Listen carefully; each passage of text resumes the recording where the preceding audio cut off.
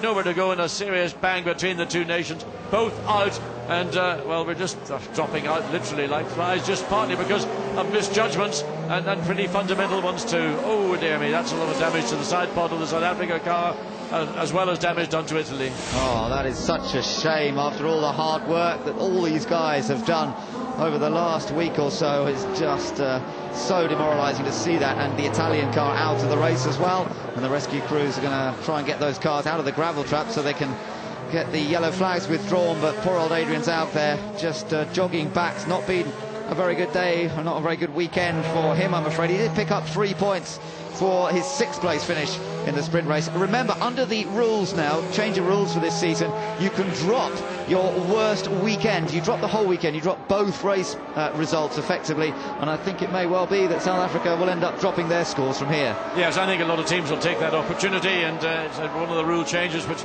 is going to give everybody a little bit of a break. In other words, they can drop what is a poor score and consolidate the best of the rest. So with 33 laps to go, going on to lap 7, Paris Farge looks very comfortable. He's able to control the pace. He's now up to 2.5 seconds ahead of France. The Netherlands have dropped back behind France, but I thought they were going to have a run, but they're now back to just over 3 seconds behind Team France in 3rd place. Watch the eyes here as he guides the car through one of the faster sections, looking ahead as far as he can. Of course, he does have the advantage that there isn't a car in front, so he's not having to drive into the spray of other cars. And if you look at that visor, John, you can see that because it's not being splattered too much, is he? No, and of course he's got a tear off on the visor, and if you're following another car, then liquid or water gets down between the tear off and the main visor screen itself, which in itself is not particularly enjoyable. But he's got the tear off. That'll come off at some point in the race, and he'll have then another clean screen to see even more.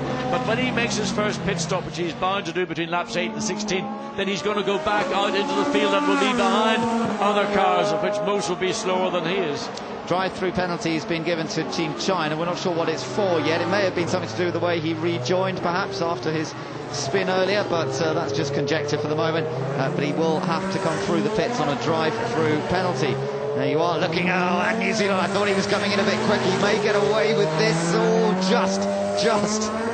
Well, he's had the early bath, that's for sure. Yeah, that will be feeling pretty miserable, getting a lot of water dumped into his lap, but he's still there. He's running in 4th position. New Zealand in 4th, the Netherlands in 3rd, and ahead of them still France and our race leader Malaysia. Yeah, let's look again and see El Bamber just a little bit too quick in. You can see he's trying to feed the car in, feel the car in, over the gravel, then through the water splash. There it goes. One of the problems with carbon fibre tubs is they give drivers a huge amount more security and safety, but if water gets in, it never gets out. He'll have to sit in that water for the remaining part of this race, 52 minutes or 32 laps. Taking a look at Lebanon here in the points in 5th place. Now this is more like it. Daniel Morad, you've got to keep it together. You're looking for the first ever points for the only nation representing all the Arab nations in A1GP World Cup of Motorsport, but it is tough out there.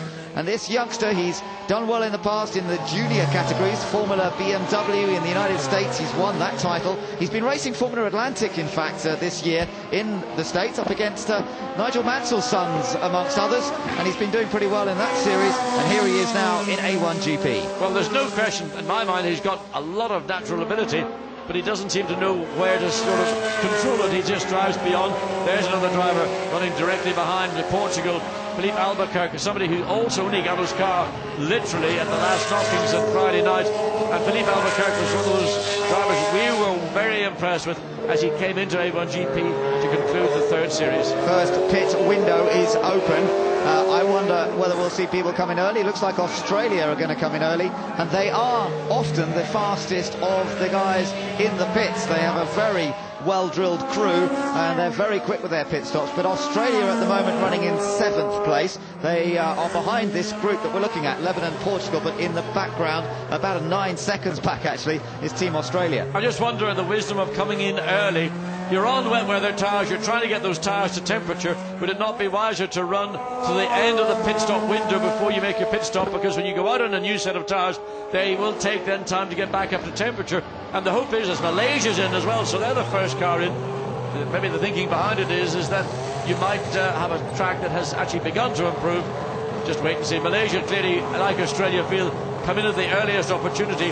The reason they do this in reality is because should there be a safety car intervention, they've got a problem. The left rear is slow. He's got it done. He's got it done. They lost a bit of time. Now, the Dutch car was in at the same time. They might be able to pick up a bit of ground on Malaysia here. But they also, let's just see, yep.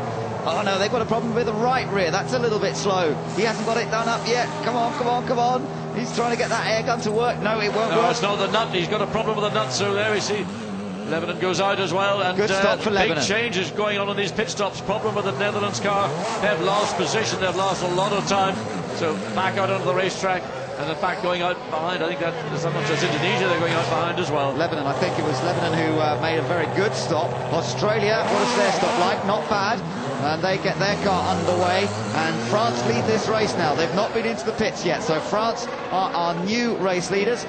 They will be running ahead of New Zealand now because they've not been into the pits either. But we have seen Malaysia and the Netherlands in, and it was a slow stop, as we saw for Team Netherlands. So the only issue about not coming in at the earliest opportunity is that if you go deeper into the pit stop window and there is a safety car intervention, then your gamble will be lost. Oh, just running on the curb, but that was okay for Duval. He seemed to have that under control. France seemed to be leaving their man out a little bit longer. Yep, he's staying out again for another lap. Great opportunity, this. Yes, indeed, and I mean, this is what I was trying to sort of allude to. If you've got a car which is working well on the tyres, you take the gamble about a safety car being called out against the driver on a set of tyres with which he's comfortable, has got temperature in, and now that you're in the lead of the race, as Duval is, he is running, well, his best lap currently is 1:48.3 against the time of Malaysia, but there again, back, left rear, right rear corner, and it's that wheel nut, they're taking the nut off and putting another one on, and well, the time loss, we wait for the cars to cycle their way through before we see where, in fact, the Netherlands car will actually be. Good drill, though. They were ready for that. They had the backup wheel nut. They were ready to do it. And the other guy coming in to help him, China, making a pit stop as well. In fact, they've done their drive-through already, and now they've been back in, and that's for their official tyre change stop. But look how he comes out behind Malaysia. Presumably he's going to be a lap down. Yes, I think he's a lap down on those guys because of his drive-through. So we wait to see as the race leader still yet to make a pit stop. Watch his technique when we get a chance, John. He really uses the front tyres to sort of slow the car almost. You get a feel for the grip. Interesting driving style from Duval. Meanwhile, a little battle that's going on back between Indonesia and Korea just here. And this is for 10th place. These two guys are dicing for. Remember, the man for Korea, Jinwoo Hwang, having his debut in the series. Well, really, both of them struggling to get traction and running very closely indeed, and both need to be very careful that one little mistake by one or the other. Korea going up the inside to take that position away. Yeah. So courage from Jinwoo Hwang. Oh, he nearly lost it. Well, are you surprised? He probably thought, I've passed a car. But Indonesia is coming in. So two great Asian nations going wheel to wheel, and it's Korea who managed to get past, and that puts him up into 10th position. Remember, we've seen some stop, and that was Indonesia coming in to make their pit stop behind. On board with the Netherlands. Now after their first pit stop, they're down in 8th position. A few cars ahead of them that haven't stopped, but as we know, they did lose valuable time. Satrio Hermanto for Team Indonesia then making the stop. Let's hope that one goes without a problem. Fronts get on pretty quickly, the rears are on, and away he goes. Well, that was the team I actually watched during their practice stops this morning, and a well-drilled team by Dave Luff, former Formula 1 mechanic, and the team did it. It was one of those pit stops of more haste, less speed, and no mistakes made, no problem with wheel nuts.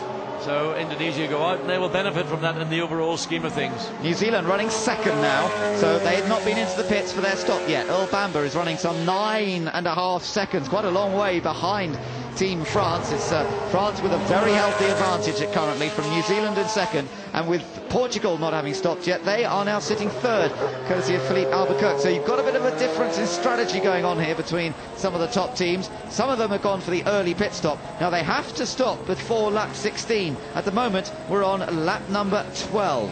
Yes, it's a gamble that teams are going to take. I think personally this was the right gamble to take.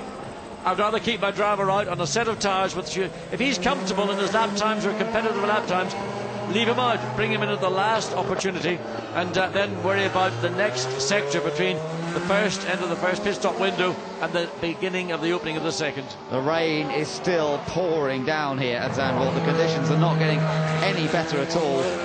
Just so wet out there. But Earl Bamber for New Zealand, belying his lack of experience at a big power.